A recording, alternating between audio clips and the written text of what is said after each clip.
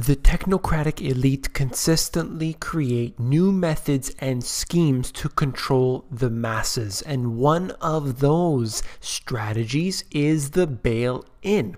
So today we will discuss what a bail-in is, and I'll use easy explanations and diagrams. You came here for the truth, so let me unveil that for you. I'm going to move into the diagrams first, so we'll get into these, and this is just a little cartoon type illustration, and these type of diagrams are from my book. So let's go into this here.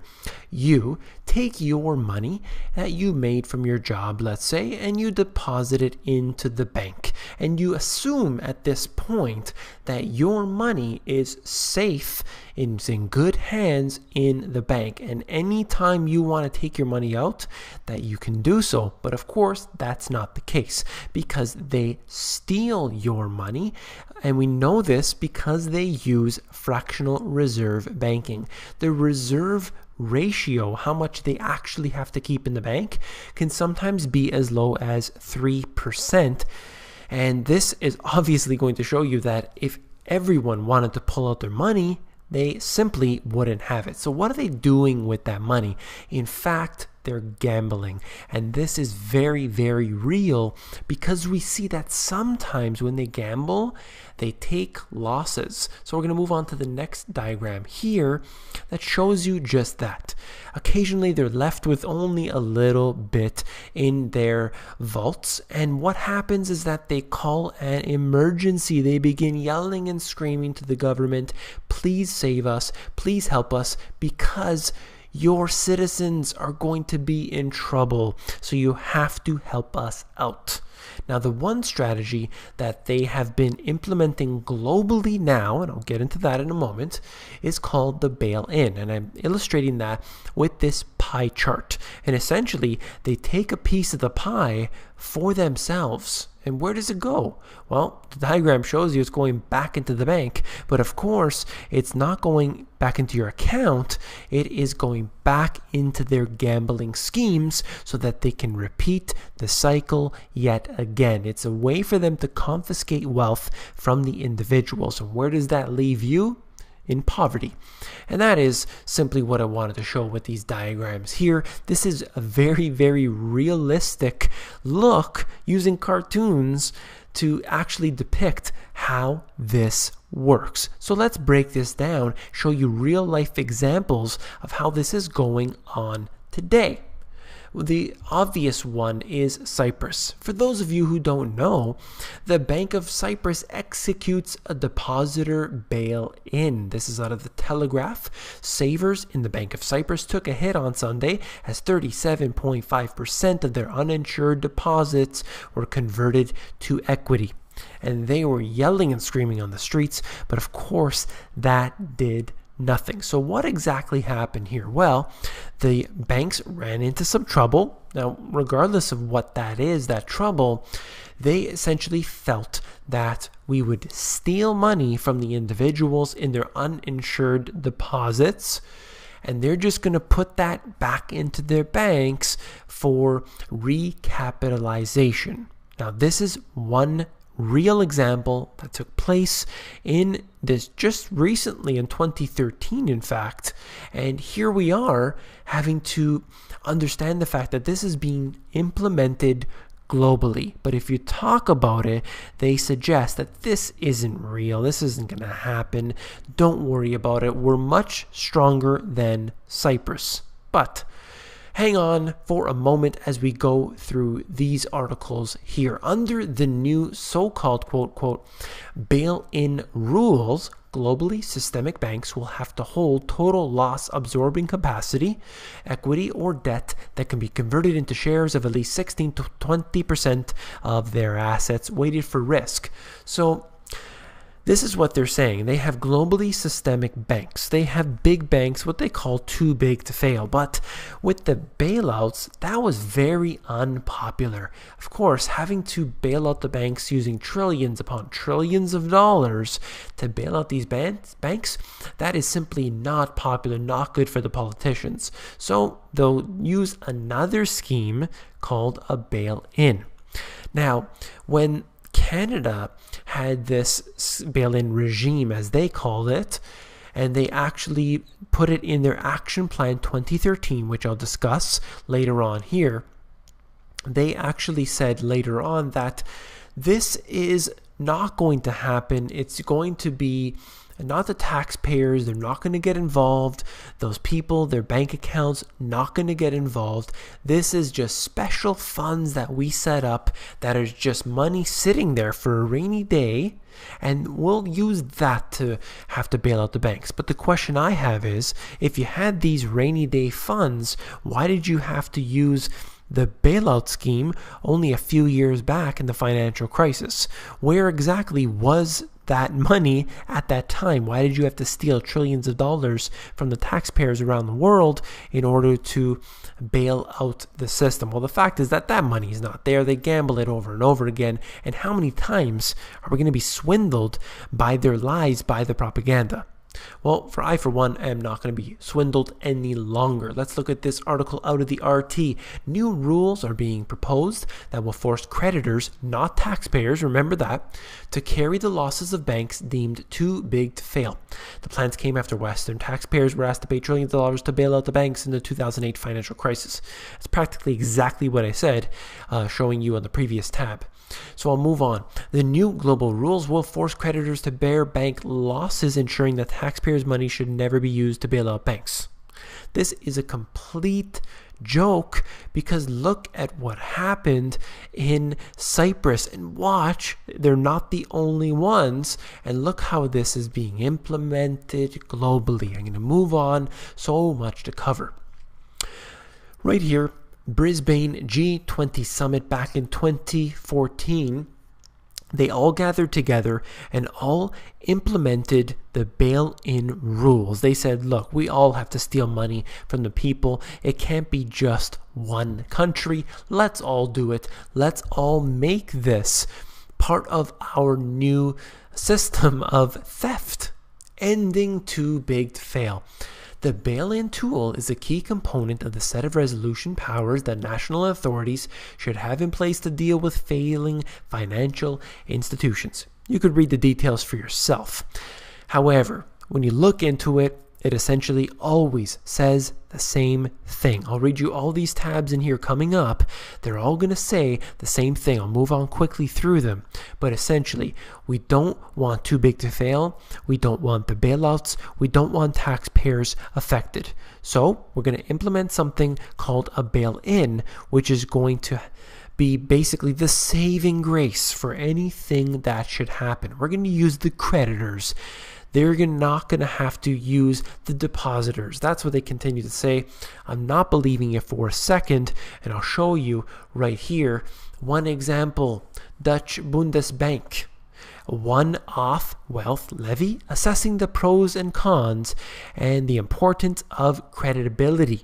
So, once again, you can go into this paper for yourself, but they call it a levy, they called it a tax, they called it a bail-in. You can use 100 different names, but when somebody takes money from another individual's account, whether that's a government, whether that's a bank, whether that's some sort of bank robber, whoever you want to call it, whatever you want to say, use different terms, terminology, translate it into 10 different languages, 100 different languages, it doesn't matter. It's called stealing. It's called theft.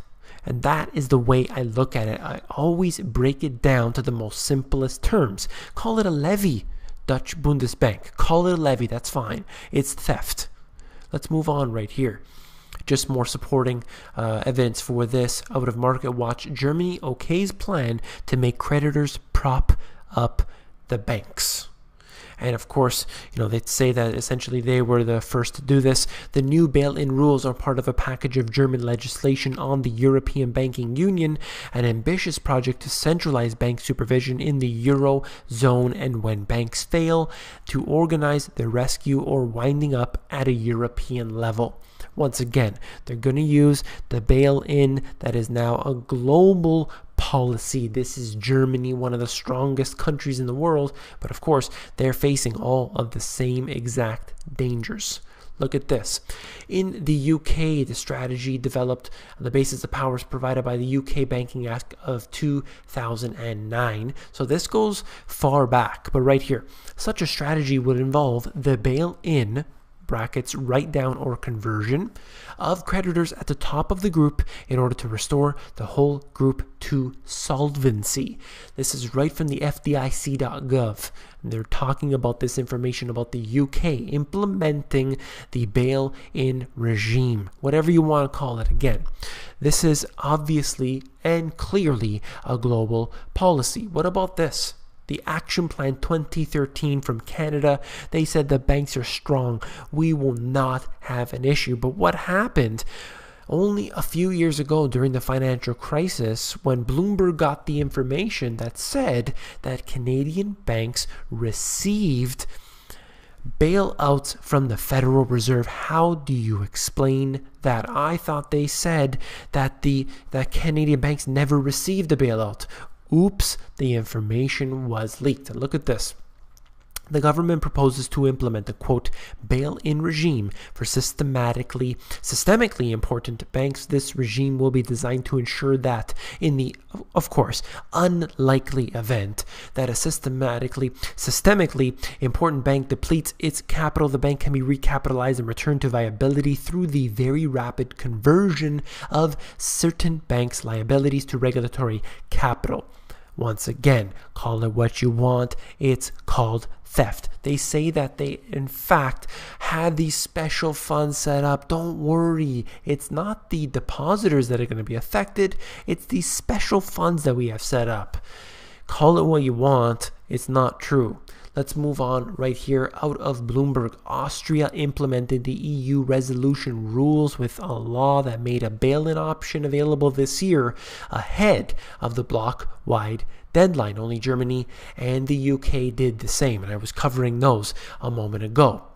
So what they're talking about here is Austria having a bank failure. So I'll move on to the next article, which is connected into that. In a nutshell, the Austrian government has had enough of the funding, the bank losses, and announced plans to bail in external creditors to the tune of 7.6 billion instead. So right there, they have one very near example. It isn't just Cyprus.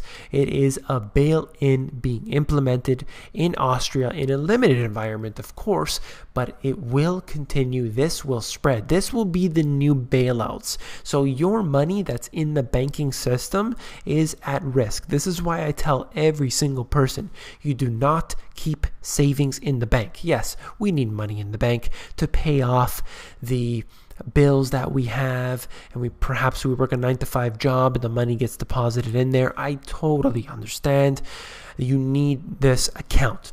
Well, you do not need to keep savings in the banking system. You do not have to do that. You need to invest in real assets. I cover this in other videos. I cover this on the Insiders as well.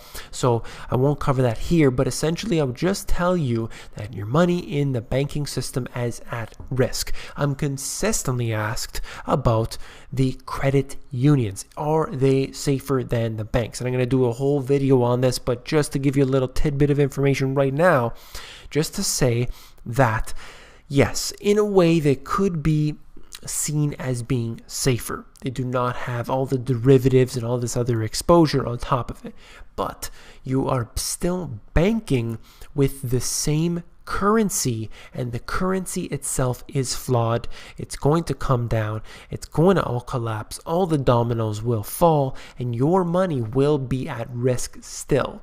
So that's all I'll say for this video right here. Now, of course, if you found the video informative, please give me a thumbs up. This is part of a whole series of videos that I'm doing to educate the masses. I hope that you appreciate this.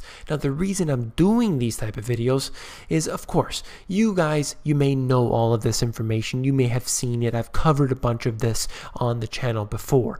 But many people aren't awake to this type of information. So what I'm doing is building a whole course for free for the people to learn from. So you can say, look, you're trying to explain to your friend, for example, or your family member about bail-ins and why your money isn't safe in the bank. Well, if you can convince them yourself, you could say, look, just watch this video. It has some cartoon diagrams that you can watch and it'll explain it for you. And that's it. And you leave it there. You send them the link and that's about it. And perhaps they'll watch the whole playlist and there will be perhaps 10 or 20 videos by that time. And suddenly they're starting to ask questions. Wait a minute, what's going on with this banking system? I don't really trust it. So then they start watching the other videos, and then that connects them into other people's videos. And then perhaps they'll start reading some books about it. And then they can really get their finances in order, get their family prepared. But a lot of people aren't willing to get into the deep intel right away. So these type of videos are extremely important, and many people out there in the alternative news, and definitely not in the education system at all, are not going to get into it. So that leaves me to fill in the void. So I once again hope that you appreciate this information. Please give me a thumbs up. It truly, truly helps me out a lot. Now, of course, if you want the latest and greatest intel, you need to be an insider. The Insiders is where I give out all my best intel for free, and that is available at themoneygps.com. You just scroll down to the bottom, fill in your email address, and you get occasional emails from me with good, short, concise info.